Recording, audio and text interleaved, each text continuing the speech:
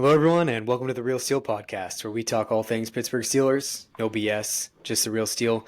I'm your host, Jeff. Joining me is my co-host, Polt, our analytical guru.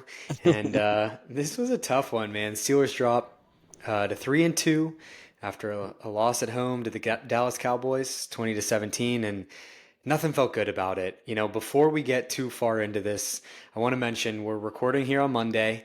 It's early in the week. Honestly, Paul, the outcome of this game I think is still really raw to me, to be Yeah. quite frank.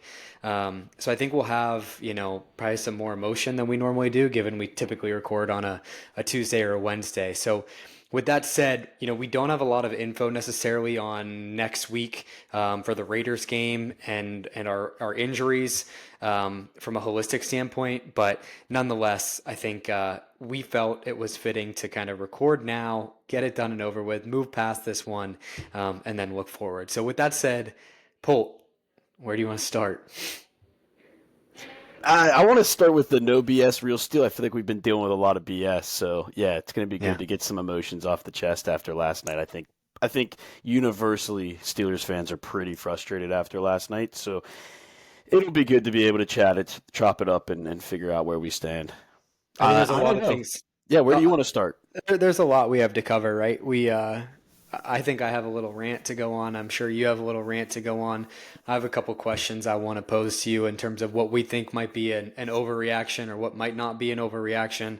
Yeah, But I think we should start with kind of breaking down the game. And yeah, I'll just lead in by saying it was another pretty painfully slow start, right? We yep. let up a field goal on the first drive. That was a little bit frustrating to let up points on the first drive, and really got nothing done in the first half. 6-3, we were down. We notched a field goal on.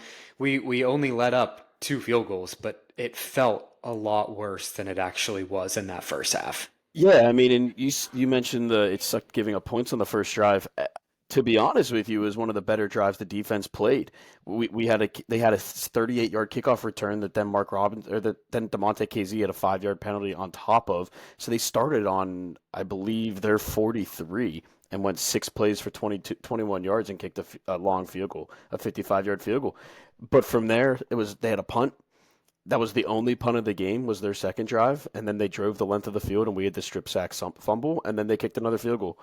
That's really the whole entire first half right there. The Steelers did nothing. We had our first drive was actually a pretty decent drive, Yep. settled for a field goal after some horrible play calling and decisions running the ball on 2nd and 10 and 3rd and 8 with Oh, your the third fifth and eight run. with your fifth and fourth string running backs respectively, because Ward ran the 2nd and 10 run, and then Shampklin, or however you say his name, ran the 3rd and 8 run. I mean, it's so frustrating. And then we had three straight punts, and we went to halftime. I mean, it was a pretty abysmal first half again. It's bad when even Chris Collinsworth is making a remark of what are they doing running on 3rd and 8, and I recall him saying something along the lines of Yeah, maybe they had a good read and felt like they could take it to the outside, but we did not really get anything from it. Got 5 yards, and then we settled for a field goal. Quite frankly, I would say you were kind of go for it territory in that range, 4th and 3 from the 23-yard line. So I understand getting some points on the board early, but just as you said, nothing really worked out in that first half. I don't think it was a clean game by either party here. The Steelers had a no, good amount of penalties. The Dallas Cowboys had a good amount of penalties, and that's not even complaining about the refs. They were fine as far as I'm concerned. It was just not a clean game by either team, and frustrating to see a lot of yellow that comes up on the field in terms of flags when it's going to set you back further and further. So I don't have much to say about the first half, yeah, honestly. It just wasn't good. I actually just did the quick math, and I forgot. I didn't even mention we had an interception after a 70-yard drive by the Cowboys. They outgained us 197-84 in the first half, and 52 of those 84 yards came on our opening drive of the game. The 11 play 52 yards for the field goal. I I mean that's just honestly pitiful. You It, can't go a whole half without what? That's a total of 32 yards after the first drive. Yeah, I mean, I think the saving grace at the end of the first half was that interception, right? Because we Yeah, picked it off in the end zone, stepped out of bounds at the 2 yard line, and get the ball with under a minute left. And I don't even know if it's fortunately, I'm going to say it is just knowing the game. Fortunately, we're able to kind of run the clock out and Yeah. go into the half. I saw a clip on Twitter just this morning, and it was the good old days. With Ben Bell and AB. And there was a clip of, we were on our own 2 yard line, and sure enough, Ben pulled some crazy magic and threw Yeah. an awesome pass deep. And it is really frustrating. I think a common theme we're going to talk about in today's episode is really the conservative playing of the Pittsburgh Steelers. Yep. We're acting like we're up by 30 and we're tied, or we're down by 3, or we're down by a touchdown. And our Or play it's the calling, first quarter.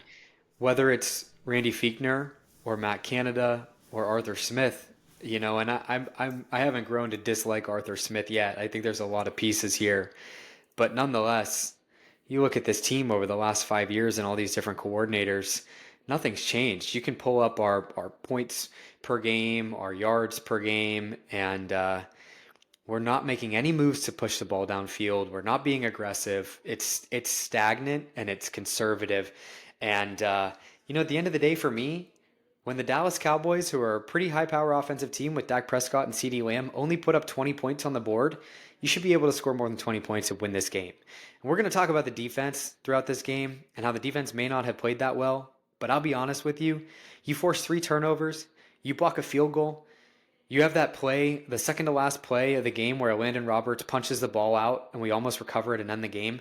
I'm not throwing this on the defense. This is just an overall crap game all around. But I don't think we should be quick to throw it on the defense. I know we're going to call out some things, but we didn't fully get to even break down the second half here. But that was just a mini rant. I got a full on rant for you later. But let's talk a little bit about the second half and some of these players. Yeah, that's fine. Um, we do open the second half here with the touchdown drive. A great pass to Connor Hayward Yeah. for a touchdown, and we find our way into a lead in this game, 10-6. But it was, you know, nothing really went our way the second part of the game. We let up another touchdown. We got on the board, but then there's the tragic kind of ending that happened there in the fourth quarter. So what's your take from all of this, or how do you want to digest this? Yeah, we actually had two pretty good drives in the second half. A six-play, 72 yards for 3:10, 3 minutes and 10 seconds for the touchdown drive to Connor Hayward. But then the next drive, we had a 3-play, 5-yard drive when we punted. And then the third drive of the half, we went 12 plays, 63 yards for a touchdown with a nice shovel pass to Pat Freiermuth. And Hmm. we had the ball 3 times. I mean, I guess the last drive with 20 seconds left, you can count as a fourth technically. But we only had the ball 4 times in the second half, and we had two 60-plus yard touchdown drives. And I thought the offense kind of looked like the leash was taken off once again, like it was in the second half against the Colts. But here's where we talk about the conservative play again in the first half. Sure, in the first half, it might not seem like a big deal to be conservative and not really do anything, but 5 drives for 3 points in the first half versus 3 real drives for 14 points in the second half, it's really hard to overcome that. And the conservative nature to start the game, once again, as it always does, really seemed to shoot us in the foot. Yeah, holistically, as we look at this game, 445 yards by the Dallas Cowboys compared to 226 for the Steelers. They ran 75 plays to our 57. We were 3 of 12 on third down. They were 9 of 15. I mean, there's the stat right there. I mean, yeah, we got a lot of third and longs in this game. I don't have the numbers, but we had a lot of third and longs, and we were 3 of 12. They had a lot of, didn't matter what it was, and they were 9 of 15. I mean, there's the difference in the game, getting on and off the field. Yeah, and it shows. I mean, I want to talk for a second here about just looking at, honestly, the box score. And I know we talk pretty frequently about how box score doesn't really matter, right? But what I think is pretty crazy in this entire game, and this is going to kind of open up a little bit of a rabbit hole for us to talk about, but you look at the receivers that we had in this game, not one player had more than 3 receptions in this entire game. Um, Najee Harris was our leading receiver with 35 yards. Yeah. Van Jefferson and George Pickens both had 3 catches for 26 yards. Connor Hayward had 2 for 23, and Pat Freiermuth had 3 for 22. We got Calvin Austin the ball once. We got Darnell Washington the ball once. We got Brandon Johnson, who was our third tight end because Michael Pruitt still was not healthy, the ball once for 9 yards. Spread the ball around, but did not do anything good in the air. Justin Fields, 15 of 27 for 131 yards. Those numbers aren't good. And if we look to the rushing game, it's just as bad. Um, I think it was clear in this game we missed our 1B to Najee's 1A. Najee 14 carries for 42 yards, and we talked a little bit about Shamklin and Ward, 4 for 14 and 2 for 9 respectively.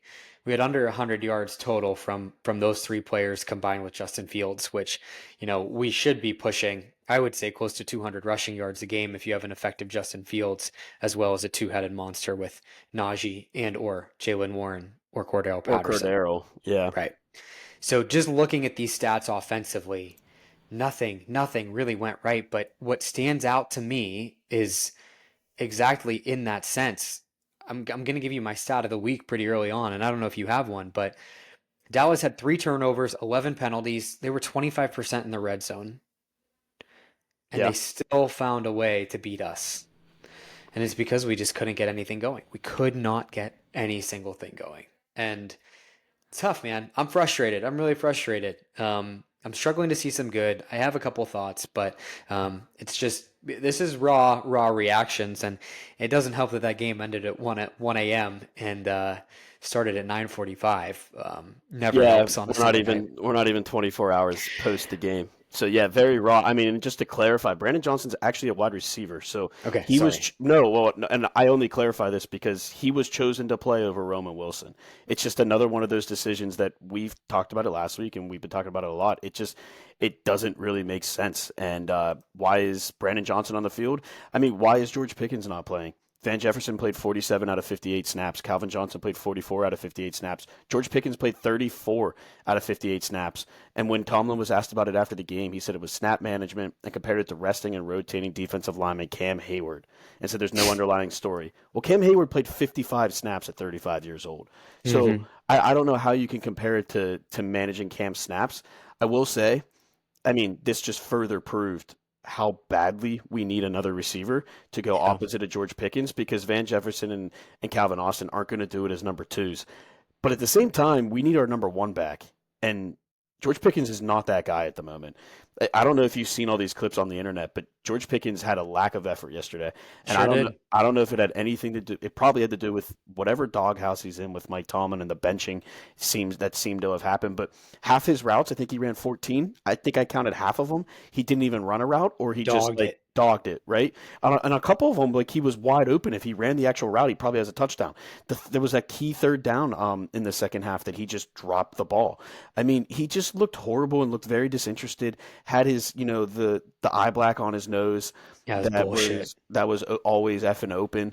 I mean, he obviously was out there to prove a point, but it wasn't like with his talent. He was obviously showing that he was not, that he was pissed off. And we just can't afford that. We can't afford not having George Pickens involved in the game. And I really don't know what the offense is supposed to do when George Pickens, your only receiver, is non-existent. I just don't get it. And not even on the field. This is Yeah. the NFL. You got to play him. So true. Honestly, man, I'll tell you what, I feel like we missed Deontay Johnson. Like that is, We do. it's pretty clear having seen what has transpired these past few games. I am itching to get Roman Wilson involved, and I have no idea what's going on there. If I could ask Mike Tomlin one question, that's what it would be: Yeah. is where's Roman and why the hell is he not getting in there? The drop balls was a big story out of these wide receivers too. I mean, Connor Hayward had a huge drop. Two. Tough catch. Okay, 2 drops. Yep. Because he had one in the wheel route in the first half. Yes. Yep. That's the one I was referring to. Van Okay. Jefferson had a big drop. Maybe a couple. George Pickens, like you mentioned. The wide receivers here weren't the problem, and we're going to talk a little bit about Justin, and there's going to be some stuff that I think might happen here this week for the Steelers. But Dan Orlovsky is a guy I love to follow on Twitter and hear what he says. An ex NFL quarterback, ironically, wasn't that good in the league, but has really good knowledge. Yeah. and I think he's a good supporter of the Steelers and just of the sport in general. And he made a comment here that the Pittsburgh Steelers' problem is not at the quarterback position. The Pittsburgh Steelers' problem is that we are not helping out our quarterbacks in any fashion. And No. we got Pat Fryermuth involved a little bit. I still would like to see him involved a little bit more. Darnell Washington is involved a lot more in some capacity than he has been compared to last year. But nonetheless, this wide receiver issue is really plaguing us. And man, at least normally we have George Pickens show up, and when we don't even have him show up, it's tough. So yeah, I'm itching for Roman Wilson. We got to get this guy out here. Yeah, and maybe this leads me into my rant kind of perfectly. I mean, Let's hear it.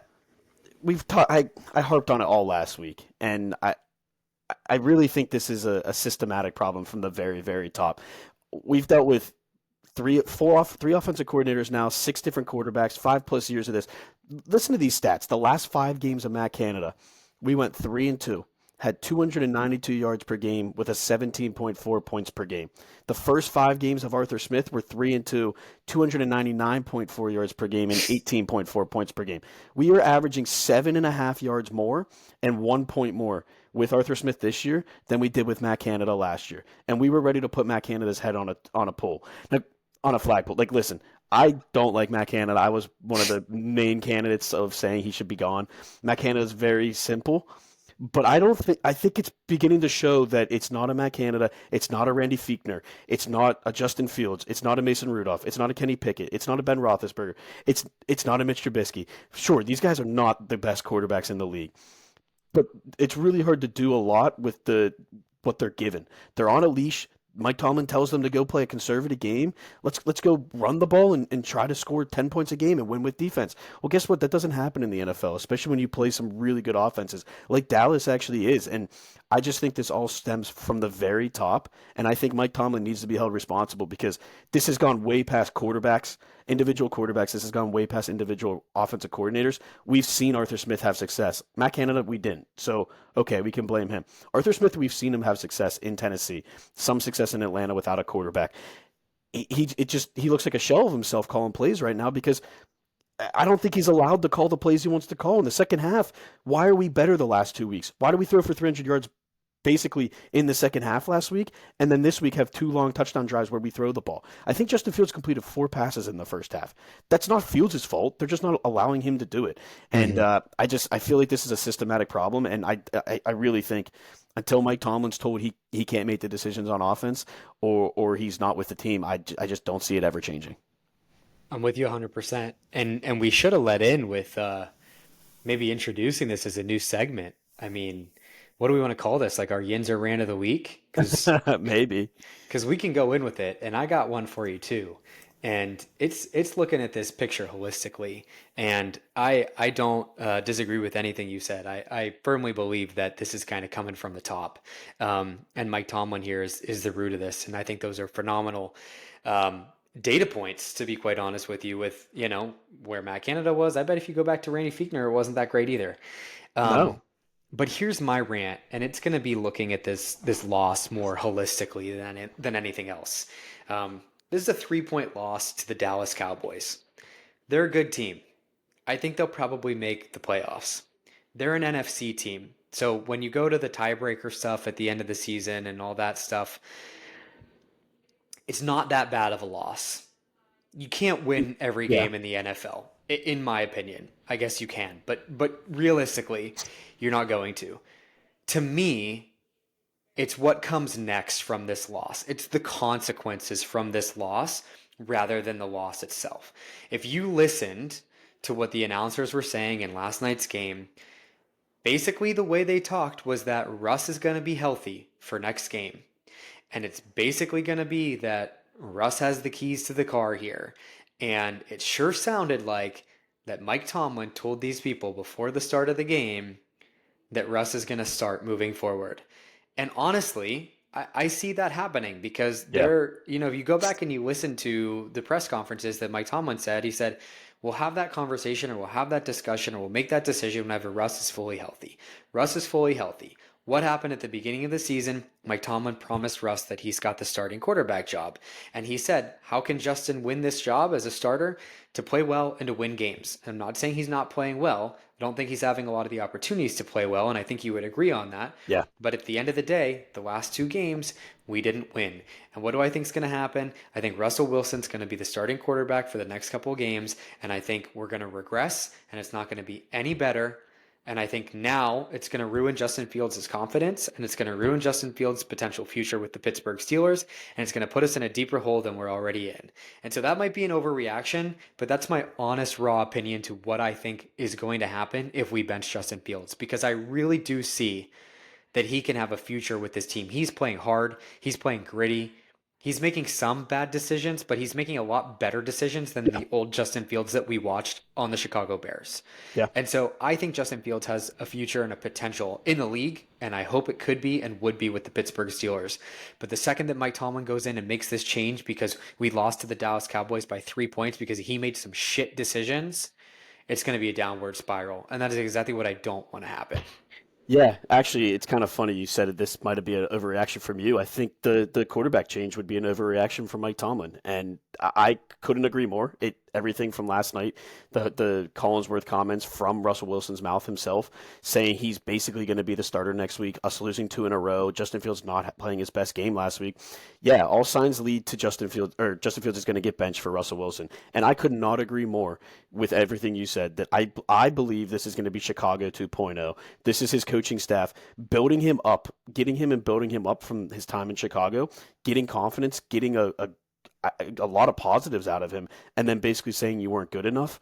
I just think everything they did this offseason to build him up is just going to be destroyed. And he's going to go back to having no confidence, and that's the exact opposite of what we want. Out of a guy that we think might be able to play quarterback for us moving forward. But I don't think I'm with you. I don't think it's going to get any better with Russell Wilson.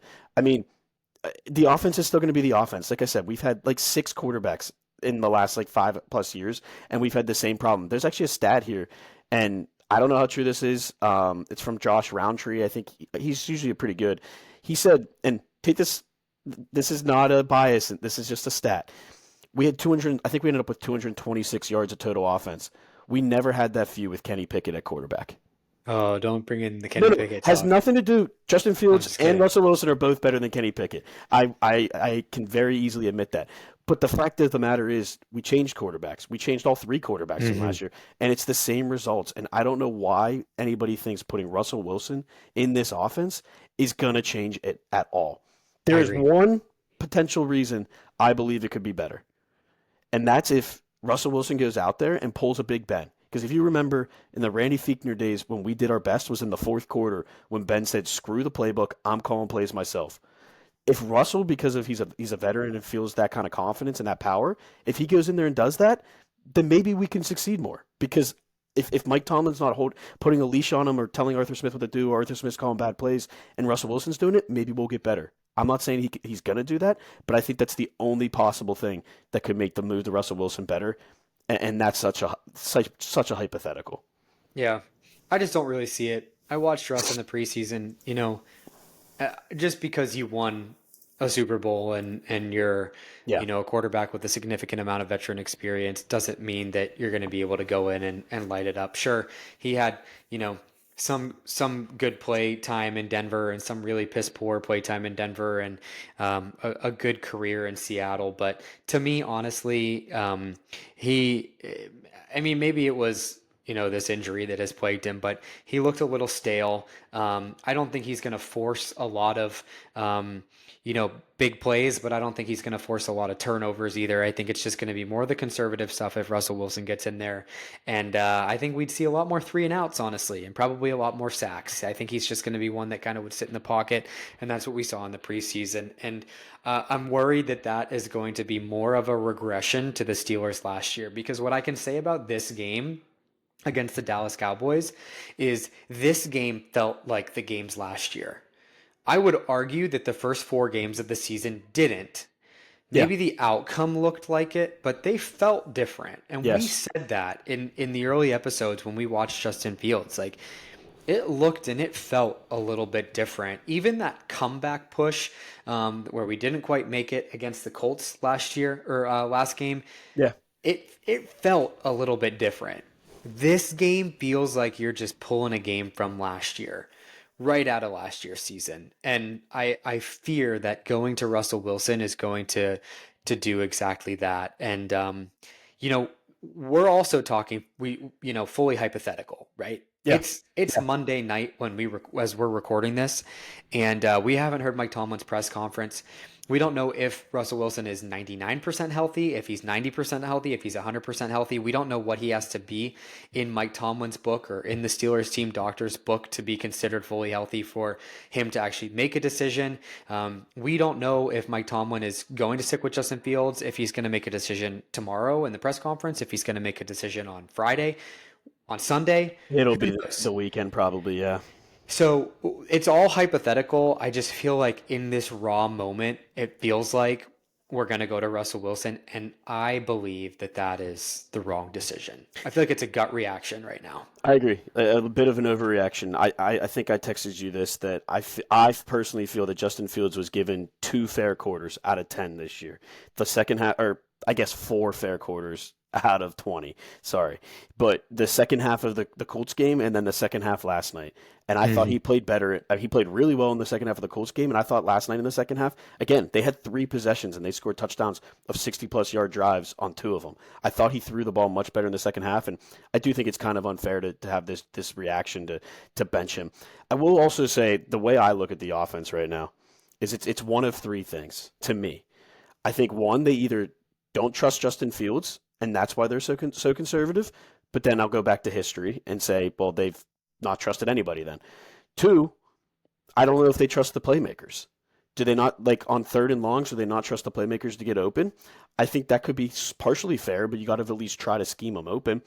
And then 3, it's just Tomlin wants to fully play conservative and not play any kind of aggressive offense because he doesn't want to turn it over and hopes he can win 13-10. And that's sort of what it felt like last night with like we talked about the 2nd and 10 run, the 3rd and 8 run. I mean, Mhm. we're pitiful on offense when it's third and long and it's a passing situation. And I think it's one of those 3 things. Yeah. Well, the obvious passing downs just, yeah, absolutely kill us. But I just wanted to comment on what you had said. If we're going to argue that Justin Fields has been given 4 quarters to really show himself, the 16 out of the 20 quarters, he did what they wanted to, and he won the game. He won those 3 games. So Very true. if he's Very doing true. what they want and he's getting the job done in those three, then yeah, what's up with this reaction? And you know, um, we know that Mike Tomlin is not very reactionary, generally speaking. Like he sticks to certain things, but um, given how he moved on to Kenny Pickett pretty quickly and off Yeah. of Mitch Trubisky, it worries me that this could happen again. So Well, and off of Kenny Pickett to Mason Rudolph as well, it was kind of a similar situation. yeah, so I mean, again, recognize that hopefully by the time listeners are hearing us that we have a little bit more clarity and certainty, and maybe everything we just said doesn't even matter. But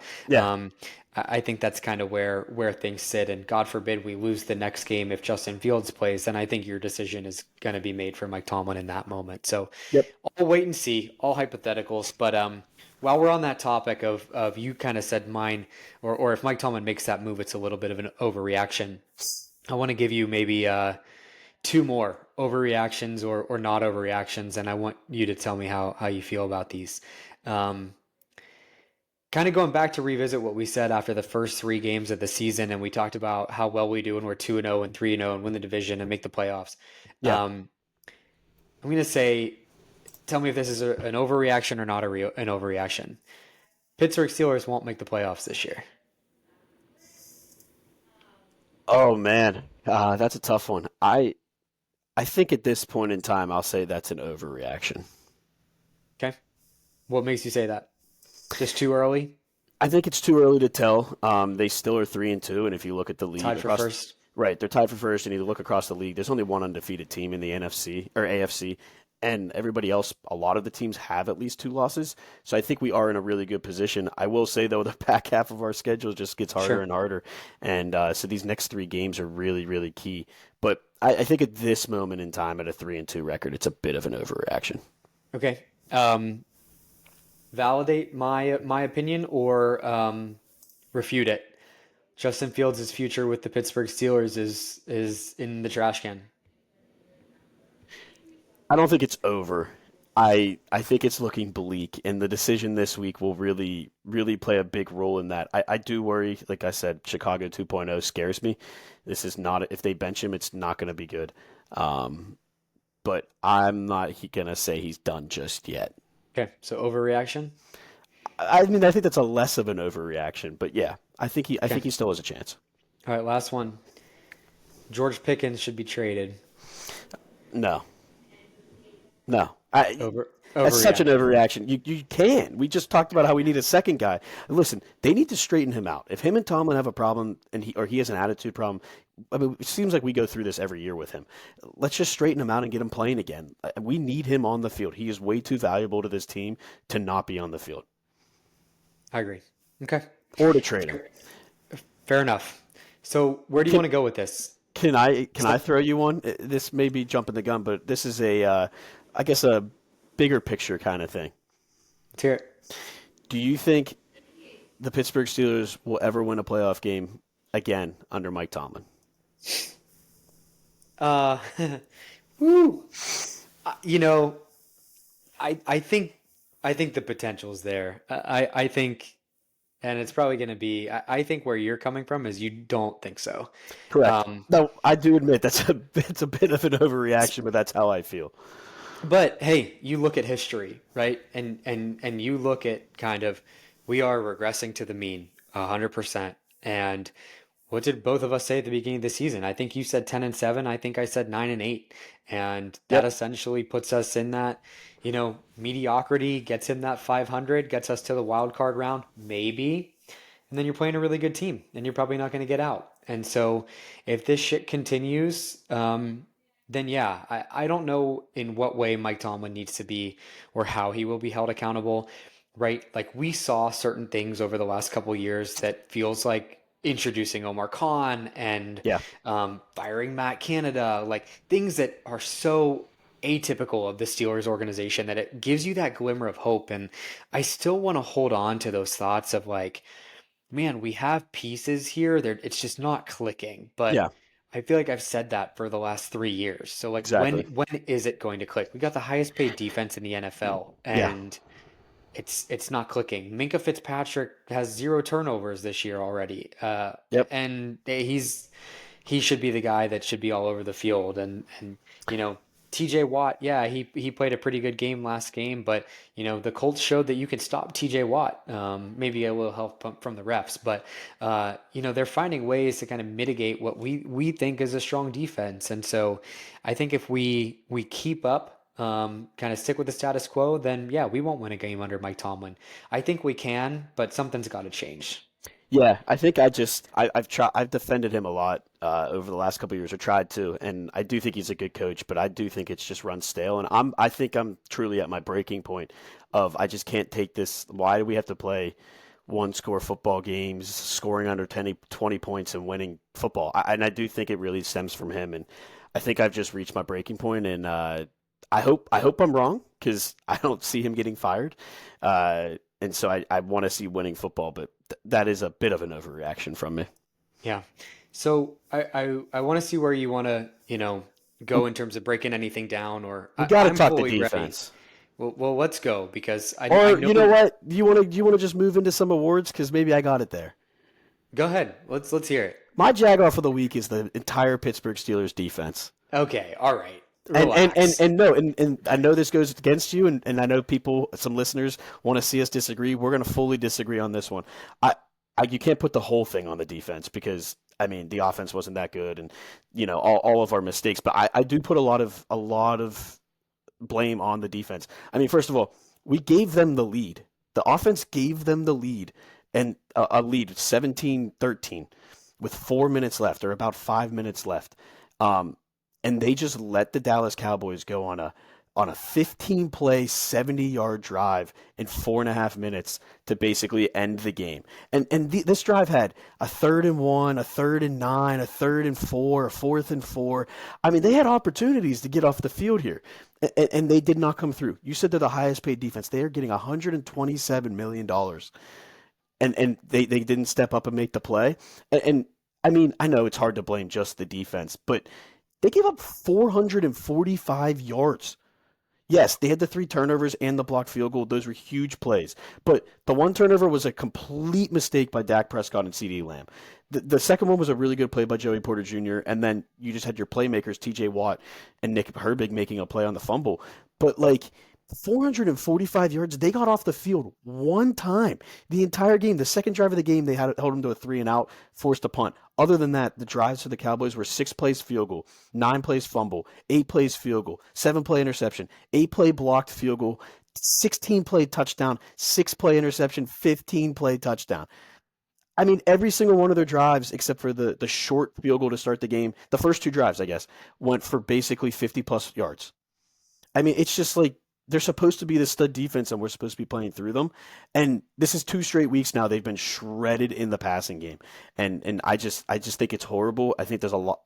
I don't know. I don't know what it is. Lack of effort, lack of scheme. I think Tara Austin is not helping them. Obviously, we need the pass rush, and we're relying on it. Well, when you have 2 of your 3 best pass rushers hurt, you got to be able to scheme something up, and they just don't seem to be capable of doing that. So I know it might be a stretch to give it to the defense, but I really think they deserve it. They're the highest paid defense. We gave them a lead with 4.5 minutes left. You got to go close the game. I get it. I mean, I get it. I'll fully agree with you that this was not a strong game from the defense and that they got torched. They absolutely got torched, and they let up a lot of yards. But at the end of the day, they let up 20 points. 20 points in the NFL. And if you're going to let up 20 points, your offense should be able to score more than that. And again, we talk about the turnover battle all the time. We forced 3 turnovers. Yeah. We had 1, and that 1 came with that Yeah. razzle-dazzle bullshit that happened at the end of the game, so I'm not even counting it. 3 turnovers to none. Yeah. We blocked a field goal. Yeah. Landon Roberts made an incredible, incredible play Yeah. on 3rd down and 1 from the goal that had we recovered that, had Miles Killebrew fallen on that ball or had Dak Prescott been out of position, we would have recovered that and ended the game. Yeah. I don't think our defense did their Very part. opportunistic. They were very I opportunistic. do not, yeah, I don't think they did their part, but I do not think that they are the ones to blame for this game. So, Yeah, and well, agree and disagree at the same time. I mean, part of my problem is I can't give it to Tomlin because I gave it to him last week. And from what you just said, that they gave up 20 points. 20 points is too much in this offense, and with this philosophy that we have with this football team, 20 points is going to lose you 9 games, or 70% of the games with the way we play offense. So that's where if we're going to put all this money into the defense and expect them to shut teams down. I know it's crazy, but you can't give up 20 points. And I don't know. I just thought they sucked. I will say, Landon Roberts, that was unbelievable, that play. That guy needs to see the field infinitely more. I'm so tired. He had 21 defensive snaps to Peyton Wilson's 44 and Patrick Queen's 76. Patrick Queen played every snap. I mean, Patrick Queen had 8 tackles, but he was, to me, I thought he was nowhere to be found and really did not make much of an impact on the game. Landon Roberts, we remember last year, played really well down the stretch, and he got much better as a coverage linebacker. I think they need to give him some more run because our linebackers are nowhere to be found in the run game, and we need them to make stops and fill the holes.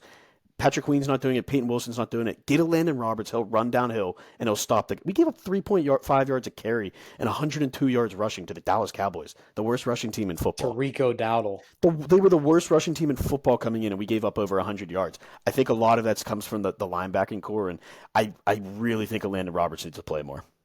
No, that's fair. I mean, that Landon Roberts play was Troy Polamalu-esque. Unbelievable. I mean, absolutely incredible play.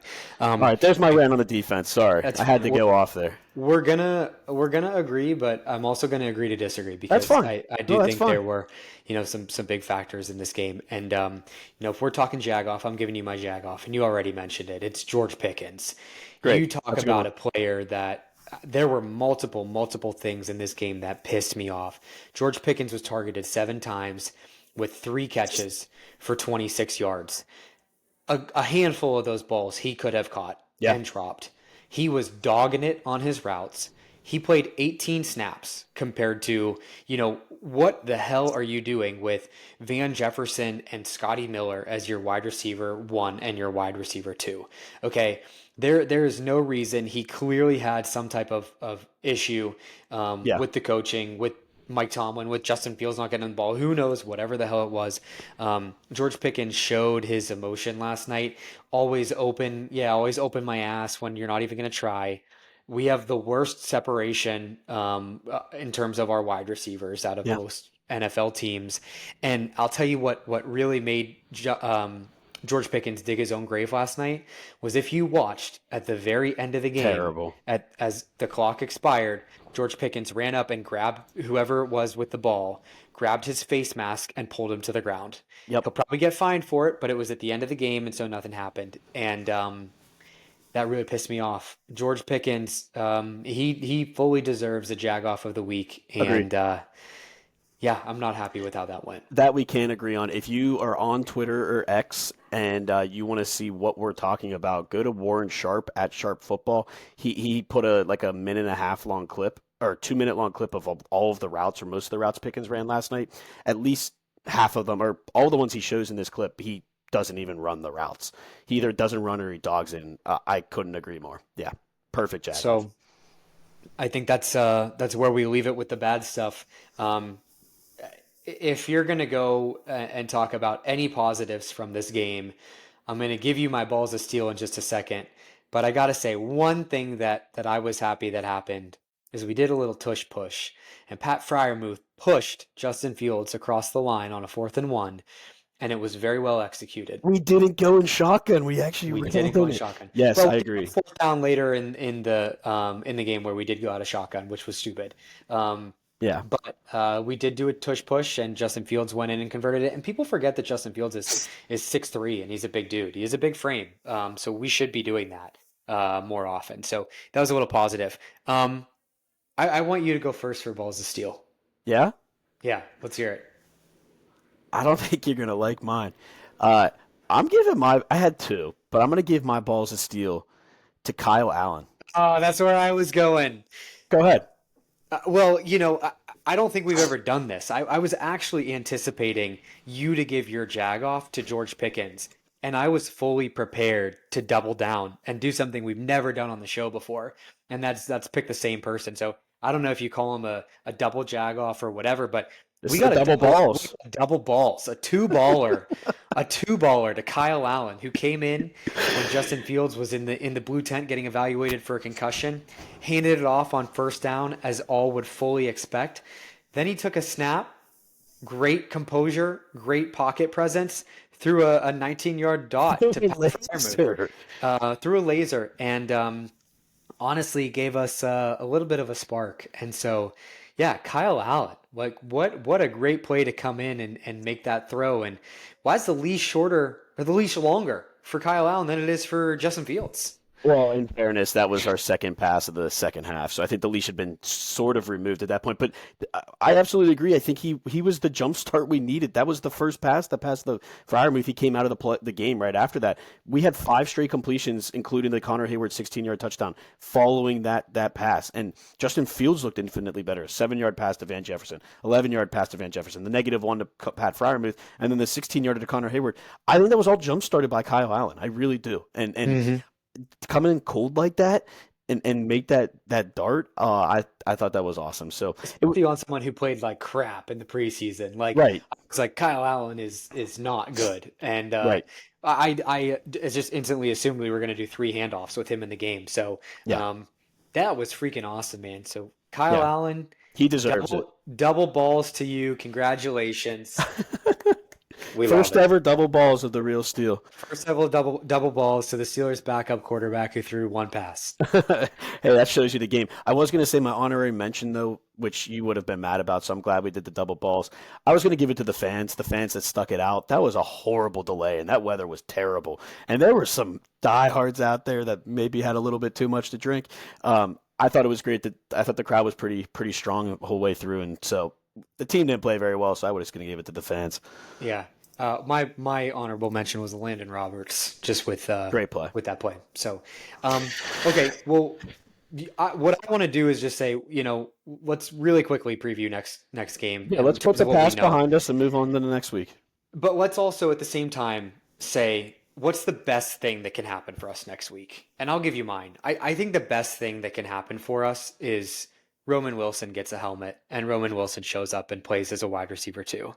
Um, Ideally, Justin Fields is still our quarterback and gets things going, and we can kind of, you know, quiet the haters. I think maybe the second best thing that could happen that I'm still preaching is we get on the phone with the Miami Dolphins and trade Russ, which I don't think will happen. But No.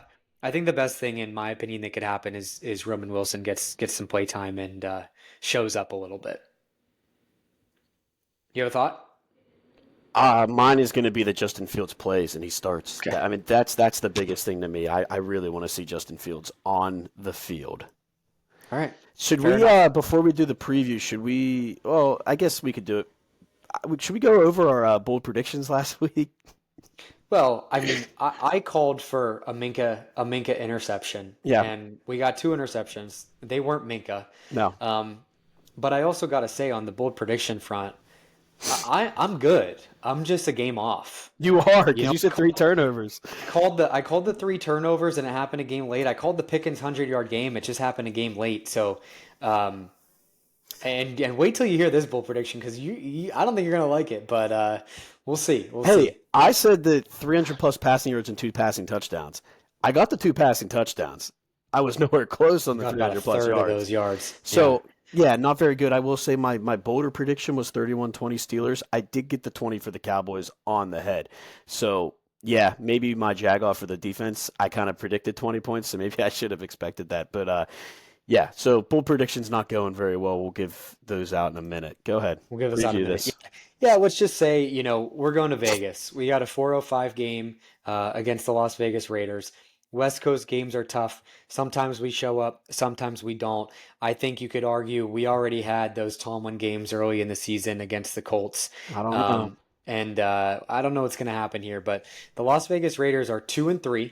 They're 1-1 at home, and they just went through an interesting quarterback change. They went from Gardner Minshew, who they brought in the offseason to, potentially give them the little push that they need, and ended up going down to Aiden O'Connell. I think in the last game they Yep. made that change, and Aiden O'Connell is hit or miss, I think, in terms of they've had some good production out of him, and he's also shown that he's just not an experienced quarterback. I think the key takeaway here is that Devontae Adams was out last game, and he has requested a trade. Devontae Adams, I think, pretty easy to argue. A top five wide receiver in the NFL, just in terms of skill set. And so I don't know if they've fully said whether or not he's playing or not, but I would anticipate that Devontae Adams is not going to be playing in this game.